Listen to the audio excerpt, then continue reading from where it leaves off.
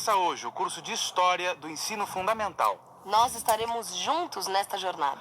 Bons estudos. Você vai assistir a teleaula de número 1.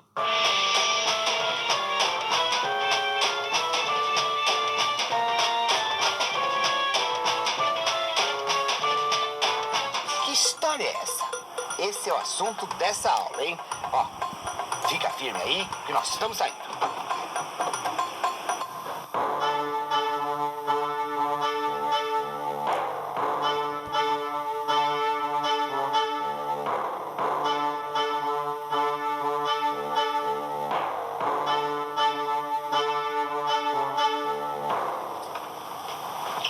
Opa! Até que enfim. Pensei que você não viesse mais. Enquanto você não chegava, eu li uma história muito boa. Escuta só. É a história de um sábio chamado Zadig, que viveu há muito tempo numa longínqua cidade do Oriente.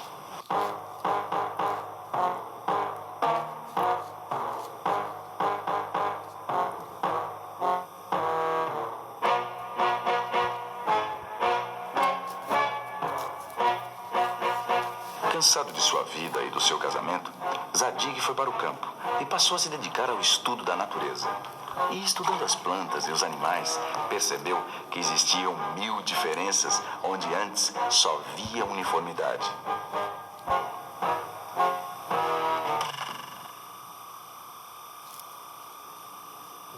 Um dia, andando por um bosque, Zadig foi abordado por 2 guardas. Você viu o cachorrinho da rainha? Ele fugiu. Não é um cachorrinho. É uma cachorrinha de caça que acaba de dar cria há pouco tempo. Manqueja da pata dianteira e tem umas orelhas muito compridas. Que alívio, então você a viu? Não, eu nem sabia que a rainha tinha uma cachorrinha. Pois é. Quando a rainha ficou sabendo da história, ela fez a mesma cara de interrogação dos 2 guardas. E o que você está fazendo agora? Como é que Zadig sabia tudo aquilo sobre a cachorrinha se ele nunca havia posto os olhos sobre ela? A rainha desconfiou e mandou chamar Zadig para que ele se explicasse. E ele se explicou.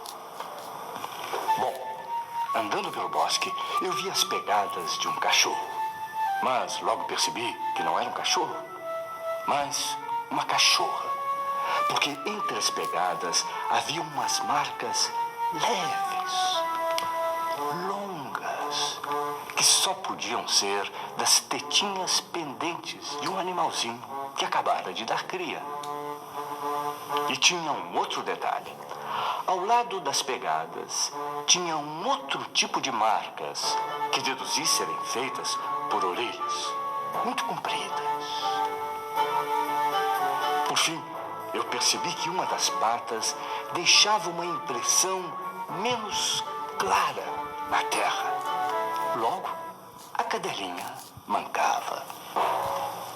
Foi assim que eu descobri tudo. E o que essa história tem a ver com a história que a gente vai estudar? Elementar, meu caro aluno. O método.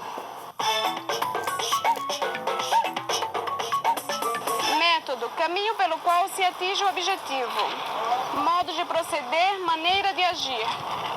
Você reparou o método que Zadig usava? Ele observava tudo com muita atenção e, através desse esforço minucioso, conseguia descobrir várias coisas partindo apenas de vestígios. Em palavras simples, o que o nosso sábio fazia era um verdadeiro trabalho de investigação.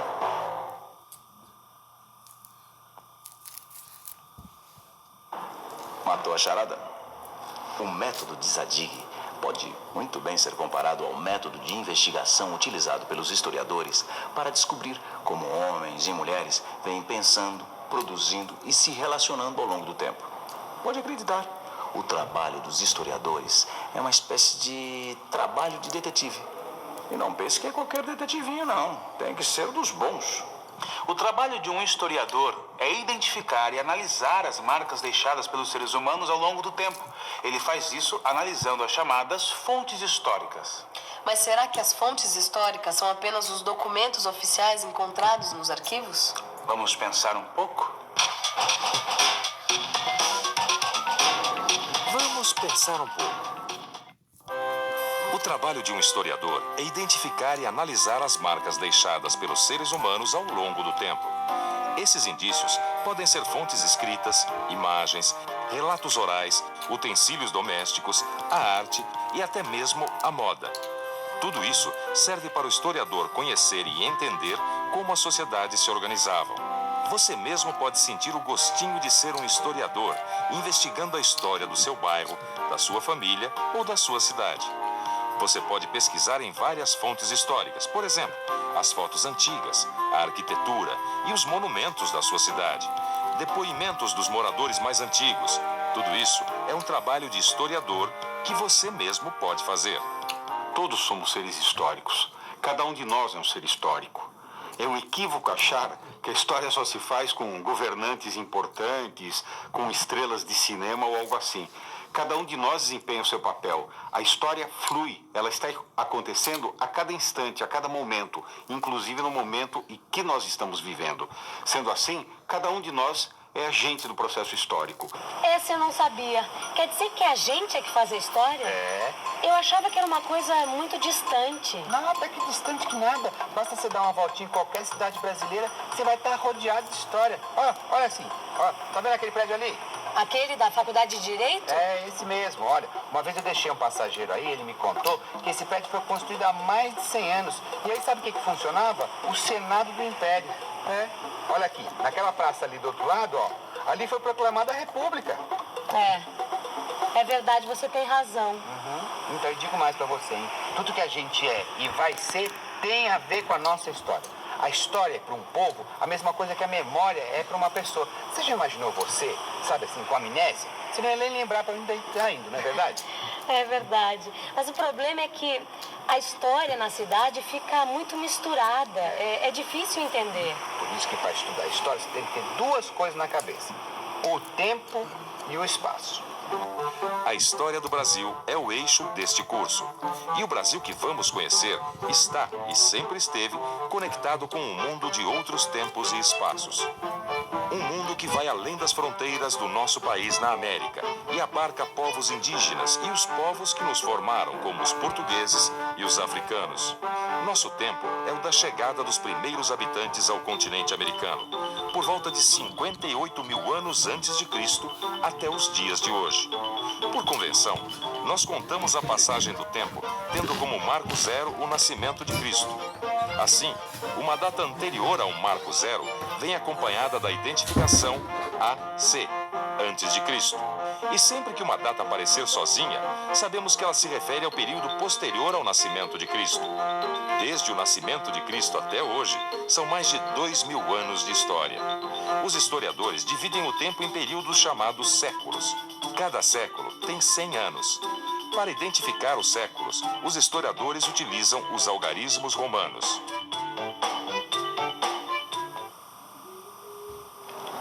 Vamos ver um exemplo. Pedro Álvares Cabral chegou aqui em 1500. São 15 séculos certinhos. Isso quer dizer que os portugueses chegaram aqui no Brasil no último ano do século XV. Um ano depois, 1501, são 15 séculos mais um ano, ou seja, século XVI.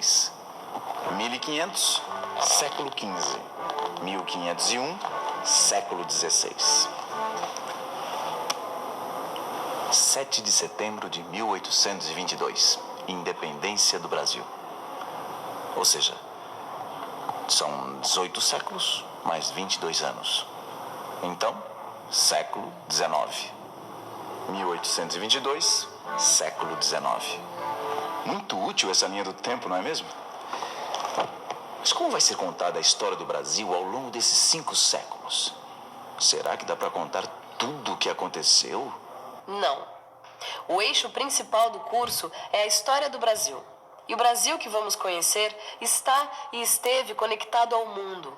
Um mundo que vai além das nossas fronteiras na América. Abarca povos indígenas, portugueses e africanos. Durante o curso, nosso olhar atravessará oceanos, montanhas e florestas da América, conhecendo mais sobre povos aparentemente distantes de nós no tempo e no espaço. Na unidade 1, que se chama O Brasil na Construção de um Novo Mundo, vamos estudar a história dos povos indígenas da América, o seu encontro com os europeus no século XV e as relações que a partir dali se estabeleceram. Vamos saber também o que trouxe os portugueses ao Brasil e a importância dos povos da África e do Oriente na formação de Portugal. Na unidade 2, chamado Brasil e o Mundo Atlântico, compreenderemos como as navegações transoceânicas e as interações entre América e outros continentes modificaram uma ampla área do mundo entre os séculos 17 e 18. Veremos que no Brasil, as lutas dos escravos e a presença de indígenas, africanos e portugueses deram um formato totalmente original ao que viria a ser o nosso país. O Brasil Republicano, Raízes da Modernidade. Esse é o título da unidade 3. Nessa unidade, estudaremos como o Brasil viveu a mudança da monarquia para a república logo após o fim da escravidão. O mundo vivia grandes transformações e os novos interesses europeus sobre a África, a Ásia e a América apareciam sob a forma de investimentos e implantação de relações de domínio. Na unidade 4, com o título O Brasil entre a Democracia e o Autoritarismo, veremos que a primeira metade do século XX foi um tempo de guerras no mundo. O Brasil viveu esse período como um tempo de participação política e questionamento da ordem social. No entanto, tanto no Brasil como no exterior, as forças da ordem resistiram duramente à realização dos projetos de liberdade e maior igualdade social. A unidade 5 do curso de História se chama O Brasil buscando novos caminhos no mundo globalizado. Nessa última unidade de História, compreenderemos como as grandes transformações ocorridas no final do século XX mudaram o mundo. O Brasil entrou no século XXI buscando um caminho para reduzir a desigualdade social e se transformando para participar ativamente do mundo globalizado. Um mundo cada vez mais próximo, conectado e atravessado pelas questões ambientais que desafiam a humanidade nos tempos contemporâneos. Mas estudar história não é só conhecer os fatos e eventos. A história é feita a cada instante por todos nós. Essa ideia de que a história é feita, né, por todos nós a cada instante é a própria trajetória de Betinho. Betinho não acreditava em Salvador da Pátria, ele não acreditava em nada de messianismo, embora ele fosse uma pessoa muito carismática, né, e acabou se tornando quase um líder messiânico nesse sentido, mas a aposta dele era na sociedade organizada, na mobilização, na participação, na cidadania. Para ele, uma palavra-chave era a questão da participação, questão fundamental. Ele achava que toda a solução de qualquer problema deveria partir da sociedade. Era a sociedade que tinha que questionar, reclamar, lutar, buscar e enfrentar as soluções.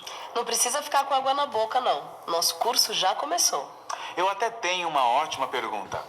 Afinal, você entendeu que história é essa?